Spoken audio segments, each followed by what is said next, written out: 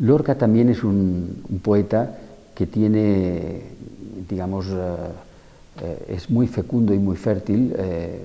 tomarlo desde el punto de vista espiritual, no solo por su propio itinerario creativo, valiente,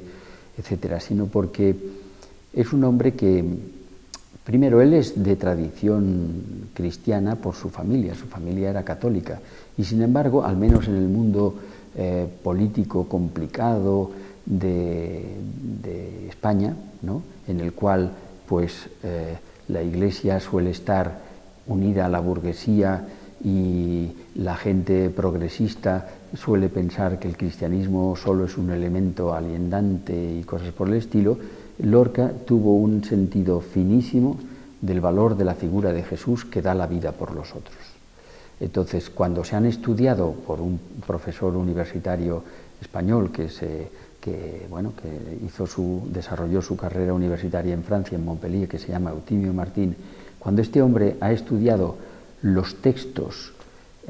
juveniles de Lorca, en los cuales él concibe su vocación poética, las referencias al Quijote y las referencias a Jesús, que sale en un camino de aventuras para ayudar a los otros y dar palabra a la gente oprimida como él ha podido ser oprimido en su sexualidad y compañía, es muy interesante. Y esa sensibilidad crística, dice este autor, o esa sensibilidad afín, diríamos ahora, pongamos a un tipo de teología de la liberación, es muy potente y está muy presente en Lorca, incluso, bueno, sobre todo en muchos poemas de Poeta en Nueva York, de algo que, bueno, pues es una poesía más difícil de memorizar, más difícil de trabajar en la subrogación que yo digo que es utilizar los poemas como textos de vida espiritual, pero que tiene una potencia muy grande. Un fragmento de una carta a su familia en 1929, cuando él estuvo en la crisis del crack, de la crisis económica del 29. Dice así: estuve más de 7 horas entre la muchedumbre en los momentos del gran pánico financiero. No me podía retirar de allí. Los hombres gritaban y discutían como fieras y las mujeres lloraban en todas partes. Los botones de la bolsa y los bancos habían trabajado tan intensamente llevando y trayendo encargos que muchos de ellos estaban tirados por los pasillos sin que fuese posible despertarlos o ponerlos en pie. Las calles, o mejor dicho, los terribles desfiladeros de rascacielos, estaban en un desorden y un histerismo que solamente viéndolo se podía comprender el sufrimiento y la angustia de la muchedumbre. Se ve y no se cree.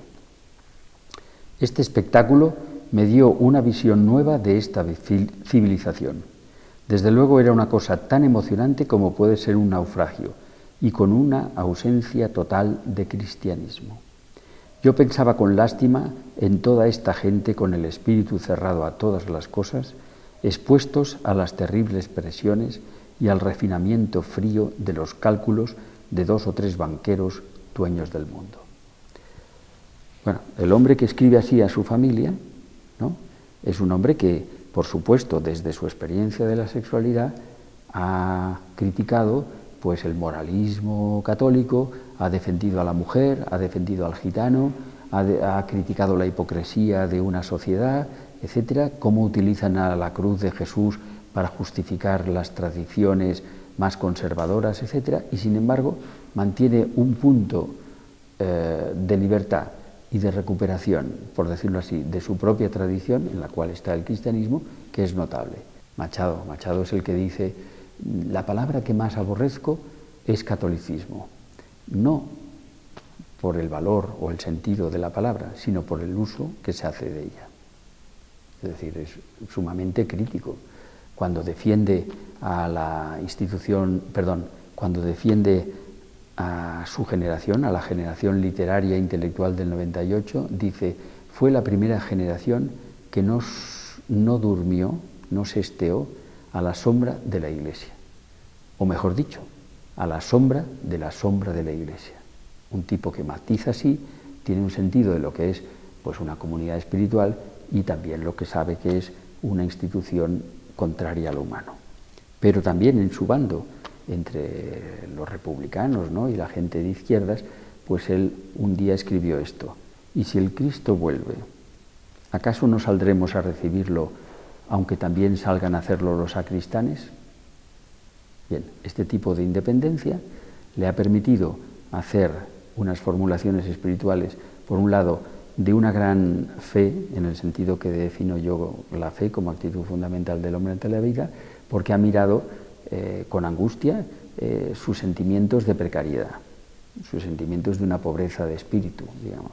pero por otra parte con una gran afirmación de sí mismo y una gran esperanza.